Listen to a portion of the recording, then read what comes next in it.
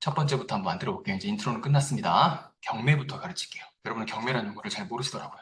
다툴 경자에 매매할 매, 사고 판다는 뜻의 매를 갖습니다. 서로 자기가 사겠다고 다투는 걸 경매라고 하는 거죠. 근데 그 앞에 법원이라는 게 붙으면 뭐가 되냐면 법원 내에서 민사 절차에 의해서 한다는 뜻이 들어갑니다. 그러니까 경매 앞에 뭐가 붙는지가 중요해요. 여러분 미술품 경매라고 부르면 서울에 서울 옥션이라고 하는 곳이 있습니다. 그래서 여러분이 비딩을 해가지고 뭐 10만 원짜리 작품인데 나와 있는데 50만 원까지 올라가기도 하고요. 최고가 보니까 막 200만 원짜리가 한 1,500만 원 팔리고 뭐 이런 것도 있더라고요. 그리고 해산물 경매는 노량진 수산시장이나 구리시장 같은 데 가보면 새벽 4시에서 한 3시쯤 대량으로 고기를 떼올 때 그 사람들 경매합니다. 그거는 수작업으로 막 이렇게 하기 때문에 우리는 좀 알아듣기 어렵죠. 지금은 노이즈가 폐지됐지만 근대에도 미국에서 보면 1900년대 초반, 초중반까지도 사실 노예가 있었다고 하니까 그리고 우리나라도 1970, 80년대까지 조폭들이 좀 정리되기 전까지는 납치 노예들이 좀 많이 있었죠. 섬노예라는 말도 있었고 지금도 섬노예는 좀 화두가 되는 것 같네요. 그것도 경매에 붙여지는 겁니다. 불법이긴 하지만. 그리고 사업권, 강물권 이런 것들 있죠.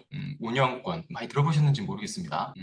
국사를 공부 많이 하신 분들은 철도 부설권 이런 거 막 들어보셨을 거예요. 우리나라에 철도를 짓고 광산을 채굴하는 것에 대한 권리를 경매에 붙여가지고 가져가는 겁니다. 어떤 나라가 어떤 회사가 가져갈지 이해되시죠? 다 제끼고 자 법원 경매는 뭡니까? 저는 이렇게 정의하겠습니다. 사적 채권을 해소하는 곳입니다. 다시 뭐라고요? 사적 채권 채무 관계를 해소하는 민사 절차를 얘기합니다. 다시 사적 채권 채무 관계를 해소하는 민사 절차를 의미합니다. 그러니까 여러분이 저하고 빚을 지거나 근저당을 잡거나 가압류를 거는 상황이 생기면 여러분이 돈을 안 갚거나 제가 돈을 안 갚았을 경우에는 여러분이 갖고 있는 부동산 혹은 동산, 어떤 자산, 예금, 월급에 대해서 전부 압류할 수 있습니다. 그리고 부동산 같은 경우에는 압류해가지고 이걸 현금화 시킬 수 있는 절차를 만드는데 그걸 법원 경매라고 얘기합니다. 물론 여러분 뭐 동산이 있다면 또 한번 설명을 드리겠지만 동산 경매도 있습니다. 자, 이거부터 먼저 설명을 드릴게요. 이제 뒤에 가서 설명드리기 전에 여러분이 스피드 옥션 페이지를 갖고 있거나 여러분이 뭐 옥션 페이지 들어가면 다 달라서 뭐 인터페이스만 다릅니다. 이건 구형이고요. 스피드 옥션의 신형 가면 차량 기계 원부가 나오고 조금 더 몇 가지 기능이 추가되어 있어요. 그래서 스피드 옥션 혹시 쓰시는 분 있으시면 회사하고 제휴 맺어놨으니까 1년치 이용료가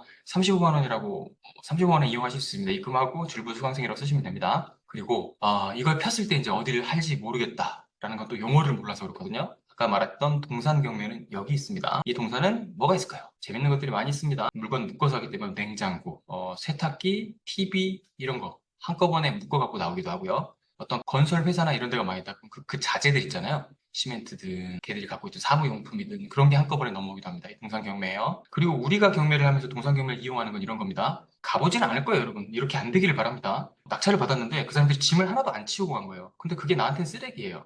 그래서 주인한테 허락만 받으면 유체동산 포기 각서라는 걸 쓰고 허락만 받으면 그거를 뭐 당근으로 다 무료 나눔해버려도 되지만 그 사람한테 허락을 못 받거나 연락처를 못 찾거나 연결이 안 되면 그 짐은 함부로 뺄 수가 없어서 경매에 붙여야 돼요. 누가? 내가. 그래서 그 쓰레기를 동산 경매에 넘겨서 현장에서 받은 다음에 쓰레기로 폐기 처분을 하는 절차를 해야 돼요. 저는 아직까지 한 번도 이렇게 해본 적은 없습니다. 소유주하고 거의 연락이 다 됐어요. 그래서 포기하세요. 이렇게 그럴 때 진짜 쓰레기 제가 치워드릴게요. 이런 식으로 했는데 여러분이 주로 만나게 되는 동산 경매는 좋은 동산이 아니라 남들이 쓰레기로 만들어 버리는 동산 경매를 많이 보게 될 거예요. 이해되시죠? 그 다음에 용어 모르는 법원에서 정정 공고가 있다. 입찰 당일날 가봤는데 날짜 바뀌었다는 말씀 많이 들어보셨을 겁니다. 지금 많이 하신 분들은 맞죠? 네. 그런 것들이 이렇게 정정 공고가 나오는데 그 기능이 원래 없었다가 지금 제공한다는 얘기입니다. 그래서 입찰할 때 전날 6시 정도에 꼭 들어가서 확인을 하셔야 되고요. 다음날 입찰하러 갈 때 일어나가지고 9시 정도에 꼭 확인을 해보고 가시는 게 헛걸음을 하지 않는 방법입니다. 그리고 이게 변경되거나 취하되거나 뭐 취소됐다라는 소식이 들으면 내가 들어가고 싶었던 물건이더라 하더라도 화내지 마시고 촉복을 빌어주시면 됩니다. 그분은 사적 채권 채무 관계의 해소를 해내신 분 아닙니까? 그죠? 축복해줄 만한 게 있죠. 그리고 나중에 여러분 중수 이상 됐을 때 이 NPL이 굉장히 궁금하실 텐데 유동화 물건이라는 말도 단어가 어려울 거예요. 이게 퍼포밍 론의 약자입니다. 그러니까 부실 자산이라는 얘기예요. 특히 부실 자산 중에서 부동산에 관련된 것들이 경매에 많이 넘어오는데 이 유동화라는 말이 뭐냐면 부동산을 동산으로 바꾸는 부동산을 현금이나 채권 같은 형식으로 바꿔내는 회사를 유동화 회사라고 부르는데 그 회사가 압류해온 물건 혹은 근저당을 사온 물건을 경매에 넘겨서 이 우리가 보이는 법원 경매로 다뤄질 수 있게끔 하는 그런 전문 회사들이 있어요. 그게 이제 NPL 회사고 혹은 대부 업체이기도 합니다. 느낌 아시겠죠? 그래서 여러분이 검색을 하시는데 검색했던 물건이 NPL이라고 돼 있으면 스피드 옥션을 포기를 해줍니다. 그거는 근저당권을 사온 대부업체나 유동화 회사가 경매에 넘긴 것이라고 생각을 하시면 될 것 같아요. 그냥 용어가 궁금해가지고 클릭을 못 하시는 분들 때문에 설명해 본 겁니다. 지금 알 필요는 전혀 없어요.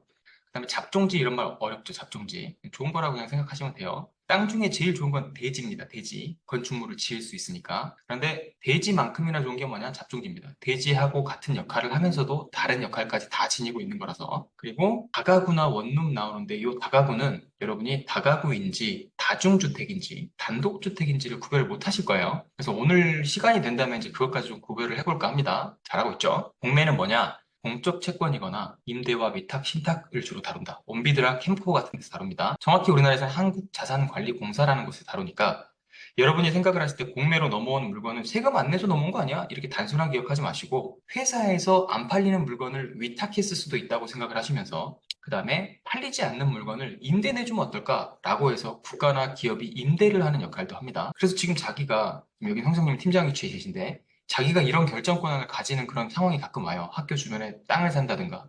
이런 것들이 공매에 떠 있으면 수의 계약이 가능하겠구나 이런 생각을 하시면 좋습니다. 뭔가 전 질문 받으면서 알게 됐어요. 야, 그걸 결정할 수 있는 위치에 있으시구나 이런 생각이 들어가지고 이제 직원 시켜가지고 이렇게 하시면 돼요. 위탁해가지고 절차 한번 논의해봐라. 수의 계약서 쓰면 됩니다. 수의 계약은 뭐냐면 여러분은 꼭 낙찰을 받아야지만 경매 같은 경우에 내게 된다고 생각을 하잖아요. 근데 공매 위탁 물건으로 넘어온 거는 담당자 전화번호가 찍혀있는데 전화하면 저하고 그냥 1대1로 계약서 쓰시죠? 이게 돼요. 근데 이게 안 된다고만 생각하시는 분들은 자꾸 어떤 질문을 하시냐면 왜 유찰이 계속 되다가 다시 가격이 올라가요?